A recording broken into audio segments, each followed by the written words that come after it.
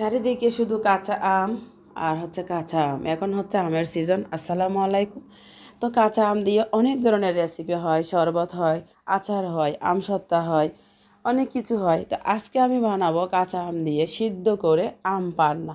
এটা খেতে এত মজার, এত মজার, একবার খেলে কিন্তু বারবার আপনারা বানিয়ে খাবেন। আর বানানো কিন্তু একদম সহজ। তো আজকে আমি এখানে আম নিয়েছি দুইটা, একটা হচ্ছে বড় সাইজের আর একটা হচ্ছে মিডিয়াম সাইজের। প্রথমে আমগুলোকে ভালো করে ধুয়ে নিয়েছি, তারপর হচ্ছে এখন সেদ্ধ করে নিব। একদম ভালো মতো সেদ্ধ করে নিয়ে তারপর হচ্ছে হাত দিয়ে চটকে নিব। আপনার চাইলে একটু ব্লেন্ডারও ব্লেন্ড করে নিতে পারেন। আমি হচ্ছে হাত দিয়ে ভালো করে ম্যাশ করে নিয়েছি। তো আমগুলো আমার সেদ্ধ করা হয়ে গেছে, এখন আমি হাঁড়ির থেকে তুলে নিলাম।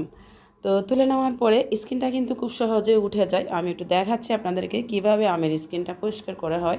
মানে একদম সহজেই কিন্তু আলগা হয়ে গেছে, এই যে। আর এটা কিন্তু হাত দিয়ে খুব সুন্দর করে ম্যাশ করে ফেলা যায়। তো আরেকটু স্মুথ করার জন্য, মিহি করার জন্য আপনারা চাইলে ব্লেন্ডারও ব্লেন্ড করে নিতে পারেন।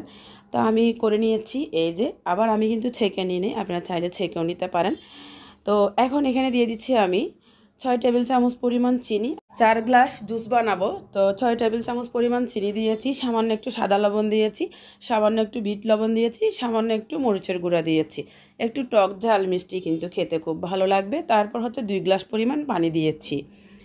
তো আবার আমি চিনি নিয়ে নিলাম। এই চিনিগুলো হচ্ছে আমি হাঁড়ির চারপাশে লাগিয়ে নিয়েছি একটু সুন্দরের জন্য। তো এখন হচ্ছে আমি এই হাঁড়িতে দিয়ে দিলাম আইস। এক টুকরো করে আইস দিয়েছি। তারপর হচ্ছে এখন আমি আম পান্নাগুলো ঢেলে নিলাম। বাস, এখন হচ্ছে সার্ভ করব। খুবই মজার। আমি এখানে ধনিয়া পাতা দিয়েছি, আপনারা চাইলে পুদিনা পাতাও দিতে পারেন। তো এটাই কিন্তু ঠান্ডা ঠান্ডা খেতে এত মজা লাগে, কলিজাটাই ঠান্ডা হয়ে যায়। তো ফ্রিজে রাখার দরকার নাই, বরফ দিয়ে কিন্তু খাওয়া যায়। তৈরি হয়ে গেল খুব সহজে আম পান্না। আজকের রেসিপিটি ভালো লাগলে আমার চ্যানেলটির সাথেই থাকবেন। এম এন কিচেন বিডি চ্যানেলটিকে সাপোর্ট করবেন। আল্লাহ হাফেজ। Thanks for watching.